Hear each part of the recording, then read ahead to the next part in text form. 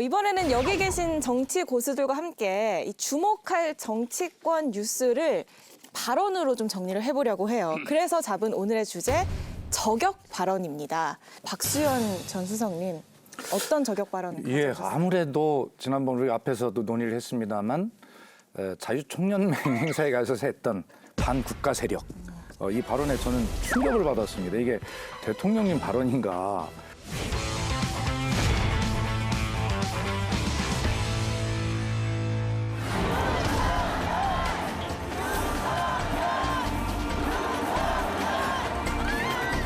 한국자유총연맹 창립 69주년을 진심으로 축하드립니다. 왜곡된 역사의식, 무책임한 국가관을 가진 반국가 세력들은 핵 무장을 보도하는 북한 공산 집단에 대하여 유엔 안보리 제재를 풀어달라고 읍소하고 유엔사를 해체하는 종전선언을 노래 부르고 다녔습니다. 윤석열 대통령의 말대로라면 트럼프 전 대통령과 바이든 대통령도 대한민국의 정체성을 부정하는 반국가 세력입니까? 국민들이 동의하기도 어렵고 용납할 수도 없는 극단적 표현입니다. 대통령께서 하신 발언은 정확한 팩트에 근거한 것이기 때문에요. 민주당이 거기에 대해서 반발한다는 것 자체를 저는 이해할 수가 없습니다. 종이 조각에 불과한 종전선 하나 가지고 대한민국에 평화가 온다고 그렇게 외친다면 그거는 국민을 속이는 것입니다.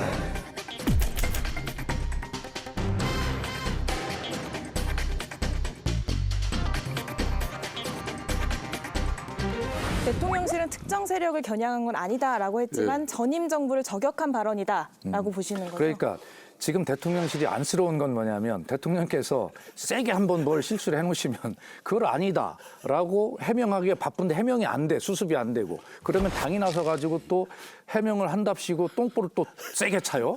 이런 때 되게 지지율이 떨어졌단 말이에요. 우리 이제 박수석 말이에요. 네. 오늘 화가 많이 나셨어요. 네. 청와대에 계실 때 참 해명 많이 하신 분이에요. 참. 근데 저는 해명에 성공했습니다. 객체지감을 느끼는데 제가 지난 그 자유총연맹 69주년 창립기념일 행사에 윤석열 대통령께서 그 발언을 하실 때 제가 그 자리에 있었습니다.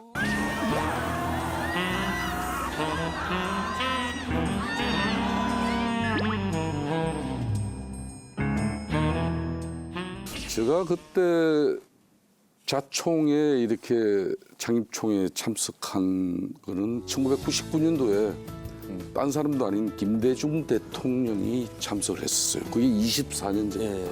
그만큼 이제 김대중 대통령은 보수의 그런 영역도 존중하겠다. 그런 입장에서 당시에 상당히 괜찮은 평가를 받았어요.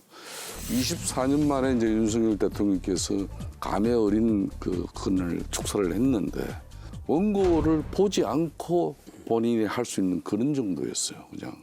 그랬는데 이 반국가 세력에 지금 시비가 걸려 있습니다만은 제가 그 자리에서 느낀 것은 국가 안보를 강화하기 위해서는 이제 과거에 이러한 부분은 우리가 이제 고쳐나가자. 문재인 정권에서 5년 동안 이 군사 합의해가지고 우리는 거의 무장 해제되다시피 했어요. 이런 상황을 가지고 대한민국 안보를 이야기할 수 있냐. 이걸 이제 인식을 바꿔나가자는 게 이번 자유총연맹 거기에 축사에서 학관 소신의 입장을 밝힌 거죠. 전임 정부가 연상이 되긴 했습니까?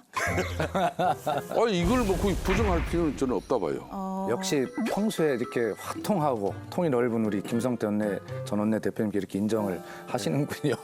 저도 이제 사실은 똑같습니다. 반국가 세력이라고 하는 이 단어가 과연 그 대통령의 공개 행사에서의 공식 발언으로 적절하냐라는 측면에서는 제가 만약 용산에 있었다고 한다면 극구 말렸을 거라고 생각합니다. 아마 연설비서관이나 미리 초안을 잡았을 때는 이 단어가 저는 안 들어갔을 거라고 생각을 해요. 왜냐하면 이런 단어를 쓰지는 않거든요. 대통령의 공개적인 발언에서는. 예. 그렇다면 왜 썼을까라고 제 개인적인 추측을 해보면 대통령의 소신이라고 생각합니다. 말씀하신 거 대통령이 고쳤을 가능성이 크다고 생각해요. 그리고 그런 것들 보면 대통령이 지금 강인한 신념 그리고 지금까지 대한민국이 잘못 가고 있다고에 대한 어떤 문제의식을 확고히 갖고 있는 것이고요. 자유총연맹이라는 그 자리에서 또 어떤 안보의 중요성, 역사관의 중요성, 대한민국의 정체성의 중요성을 강조하는 입장에서의 이야기라는 점에서 이제 맥락을 이해해달라는 말씀드리고 이 TPO를 고려한 안보에 대한 소신이었다라는 그렇죠. 점, 그러니까 대통령실의 입장이랑 비슷한 맥락인 것 같아요. 소장님은요? 그러니까 이제 유튜브 말씀 계속 드리지 않을 수가 없는데 지난 6월 24일에 그 예. 아주 보수 유튜버 중에 유명한 조모 씨라고 계시는데요. 이분이 올렸던 영상이 문재인의 지긋지긋했던 3대 사기극 해서 비핵화 종전선언 얘기를 합니다. 너무 공교롭죠. 딱 요런 때 얘기를 하고 종전선언 얘기가 또 대통령님 연설에 등장을 하는 거예요. 북한이 다시 침략해오면 유엔사와 그 전력이 자동적으로 작동되는 것을 막기 위한 종전선언 합창이었으며 우리를 침략하려는 적의 선의를 믿어야 한다는 허황된 가짜평화 주장이었습니다. 온통 나라가 극우로 변해가는 것 같습니다. 극우 발언에, 극우 유튜버에, 극우 인사에, 극우 정책에, 그리고 극우 정권, 극우 대통령까지. 제가 이제 안타까운 것은 역사적 사실에 대해서 대통령께서 조금 공부를 하시거나 대통령이 시간이 없으시면 비서진이라 좀 해야 되는데 웨인 에어라는 부사령관이 2018년에 인터뷰에서도 얘기를 했습니다만 자 종전선언은 종전선언이고 북한의 완벽한 비핵화가 이루어지기 전에 유엔사 해체에 대해서 논의할 수 없다. 이것이 확고한 문재인 정부의 외교적 입장이었어요. 그런데 지금 대통령은 어디서 얘기를 들으셨는지 모르겠지만 야 종전선언하면 이거 유엔사가 해체돼갖고 북한이 쳐내려서 우리가 다 먹힌다더라. 이런 불안감을 갖고 계시는 건데 대한민국 안보가 그렇게 불안하지 않습니다. 대통령실 보좌진들이 제발 공식 문서에 의거해서 대통령께 이런 부분 설명을 좀 드릴 필요가 있습니다. 종전이라는 말이 말이에요. 노태우 정부 시절에도 종전 이야기가 있었습니다.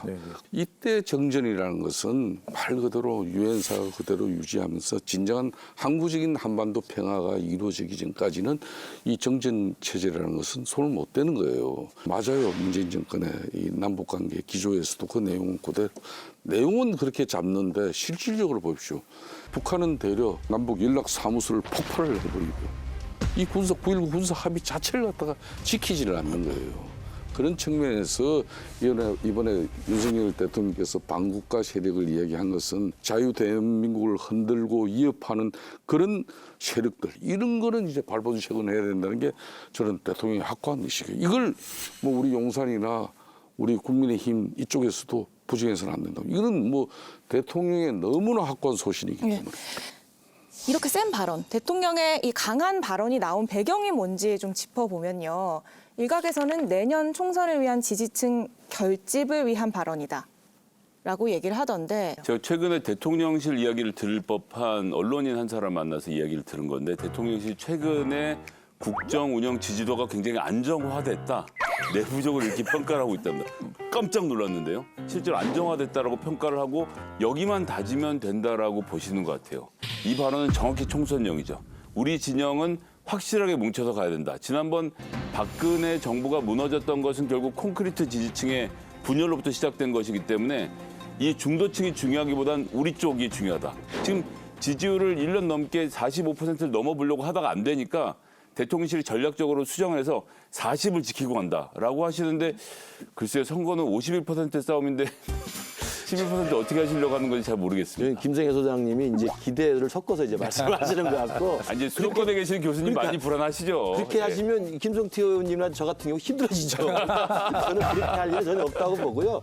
이번에 발언 총선까지 겨냥한 그런 발언이 네, 아니죠. 절대 그렇게 하려면 반국가 세력이라는 단어를 거칠게 왜 썼겠습니까? 쓰면 안 되죠. 대통령의 소신, 대통령의 그냥 단호한 입장을 보여준 거라고 제가 말씀을 드렸고 저는 내년 총선 이후 또는 총선 이후에 되면 저는 새로운 의석 분포가 만들어지면서 협치와 포용의 정치도 분명히 가능할 거라고 생각을 합니다. 총선 이후에 자꾸 협치를 말씀하시는데 총선 전에 협치할 수 있도록 대통령의 말씀도 좀 따뜻하게 하시고 그래야 김성태, 김근식 교수가 의석에 들을 수 있다니까요. 예. 네, 잘 알겠습니다. 동의합니다. 아까 의석수 분포 예, 예. 얘기가 나와서 그런데 대통령이 최근에 여권 관계자 모임 사석에서 이 의석수 목표를 170석으로 제시했다. 이런 보도가 있더라고요. 아, 그 보도 안 맞는 거예요. 오봅니까? 그럼요. 거기- 왜냐하면 거기 170석 제가 그 내용을 알고 민주당이 있는데. 가져가지고 지금 우리가 얼마나 힘들었으니까. 아니 그걸 지금 현재 저희들은 그 기사를 보고 깜짝 놀랐는데요. 40% 특거리 하려고 지금 애를 쓰고 있는 그런 입장인데 이 상태에서 불과 9개월밖에 남지 않았는데 이걸 170석 이야기하면 정신 제대로 바뀐 사람들 아니죠. 지금부터 너무 위험한 발언 아니십니까? 지금부터 우리가 분발하고 우리가 지금 170석 참 이거 말도 안 되는 소리입니다. 이렇게 자신할 때가 아니다. 아, 자신이 나는 게 아니라 제가 볼 때는 지금 이 상태로 가면은 뭐 가반어서 어렵죠. 이건 그냥 제가 만든 우스갯소리인데요. 170석 판단 이렇게 하셨을 것 같아요. 야, 그 지금 민주당 몇 석이나 하지? 169? 우리가 170개는 해야지.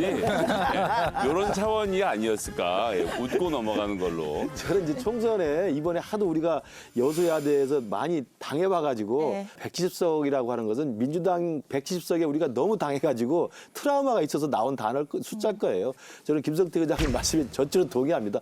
과반이라도 해서 한 석이라도 많게 제1당이 되기 위해서 지금부터라도 피나는 노력을 해야 됩니다. 교수님 나오는 얘기 맞는 거군요, 그럼. 아니 이게 170, 80석 그러면 그 당 망합니다. 그럼요. 우리도 지난번에 180석 들어다가 맞습니다. 전례가 있었죠. 그럼요. 예.